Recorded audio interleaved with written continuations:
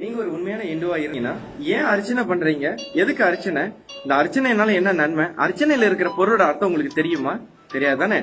அப்படி ஒரு ஆள் உங்களுக்கு தெரியலன்னா யார் உங்களுக்கு இதை தெரியப்படுத்திருக்கணும்? கோயிலோட குருக்கள், பூஜாரிகள், அவங்க தானே உங்களுக்கு தெரிவிச்சாங்களா? தெரிவிக்கிறதுக்கு நான் ஏதாவது முயற்சி எடுத்தாங்களா? யாரோ சில பேருக்கு மட்டும்தான் ஏன் அர்ச்சனை பண்றோம்னு தெரிஞ்சுச்சுன்னா அப்ப என்ன மார்க்கத்துல நம்ம இன்னைக்கு இருக்கிறோம்? ஒரு இஸ்லாத்துல இருக்கிற ஒரு குழந்தைக்கு இஸ்லாத்துடைய அந்த உண்மைகளை அது சின்ன குழந்தை வயதுல இருந்து அதுக்கு கத்துக் கொடுக்குறாங்க. அதுக்கு உண்டான முயற்சி அவங்க எடுக்கிறாங்க. அதே மாதிரி ஒரு கிறிஸ்தவத்துல ஒரு குழந்தைக்கு ஒரு விஷயம் பண்ணலாம், சண்டே ஸ்கூல்னு ஒரு வச்சு சொல்லி கொடுக்குறாங்க. ஆனா இன்னைக்கு நம்ம கோயிலுக்கு போறோம், வாங்கோ வந்து அர்ச்சனை பண்ணுங்கோ அப்படின்னு சொல்லி குருக்கள் கூப்பிடுறாரு. நம்ம போய் அர்ச்சனை பண்றோம். ஏன் அர்ச்சனை பண்றோம்? எதுக்கு பண்றோம்? அதுல ஏன் குறிப்பிட்டு வாழைப்பழம் வச்சாங்க? எல்லாத்துக்குமே அர்த்தம் இருக்குங்க. முக்கியமான ஒரு விஷயம் பாருங்க, ஏன் தேங்காய் வச்சாங்கன்னா நம்மளது அகங்காரம் மண்டையோடு உடையணும். அதனாலதான் தேங்காவை உடைச்சு எடுக்கிறாங்க. அகங்காரம் என்னைக்கு உடையது ஒருத்தனுக்கு அவனுடைய மனம் தூய்மையாக வெள்ளைன்னு இருக்கும். அதான் அந்த பரிசுத்தம் அப்படின்றத காட்டுறதுக்கு. பிறகு அதுல இருக்கிற தண்ணி, அதுதான் நம்மளுடைய இந்த உள்வினை கர்மம், அது எல்லாமே தொலைஞ்சு போயிடும். புரியுதுங்களா? அடுத்து ரொம்ப முக்கியமான ஒரு விஷயம் என்ன தெரியுங்களா? அதுல இந்த வெத்தலை பாக்கு வைப்பாங்க. வெத்தலையே எதுக்கு வச்சாங்கன்னா வெற்றி இலை, அது வெற்றி தரும் இலை, அதனால் வெற்றிலை. அந்த வெற்றிலையை எதுக்கு வச்சாங்கன்னா என் மனம் வெற்றிடமாக இருக்கிறது, அந்த வெற்றிடத்தில் உன்னை நான் பார்க்க வேண்டும் என்பதற்காக அதில் பாக்கை வைத்தார்கள். பாக்க வச்சதுக்கு அப்புறம் பழத்தை வச்சாங்க. கிஸ்மிஸ் பழமா, ஆரஞ்சு பழம், அன்னாசி பழம், பப்பாளி பழத்தை வச்சாங்க, இல்ல வாழைப்பழத்தை வச்சாங்க. ஏன் வாழைப்பழத்தை வச்சாங்க?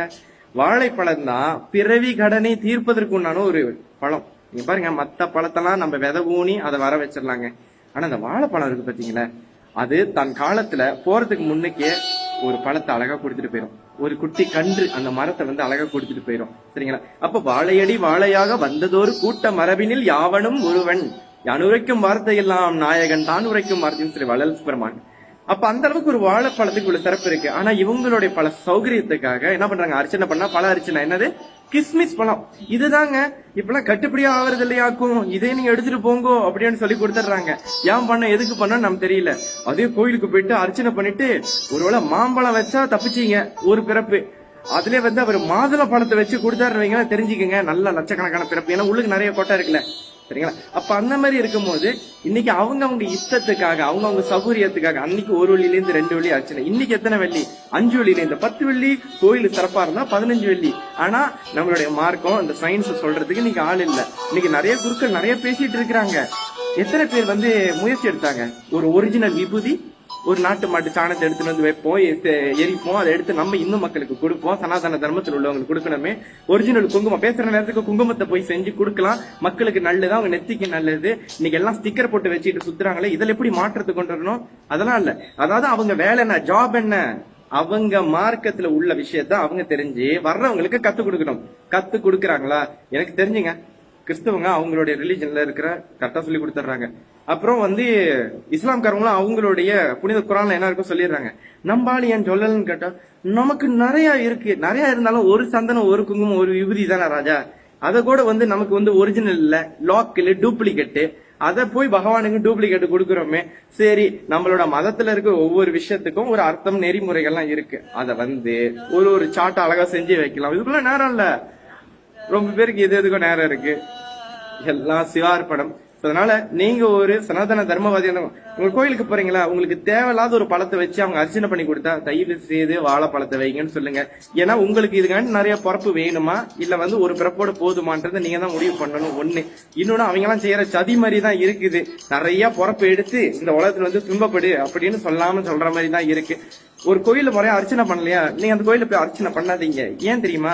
இன்னொருத்தன் சொல்லிதான் நமக்கு நம்மளோட பேரை இன்னொருத்தர் போய் மூலஸ்தானத்தை சொல்லிதான் இறைவனுக்கு நம்மளை அறிஞ்சு கொள்ள வேண்டிய அவசியம் கிடையாது. அது எல்லாம் அறிஞ்சது, எல்லாம் அறிஞ்ச மகாசக்தி. கைப்புண்ணுக்கு எதுக்குங்க கண்ணாடி?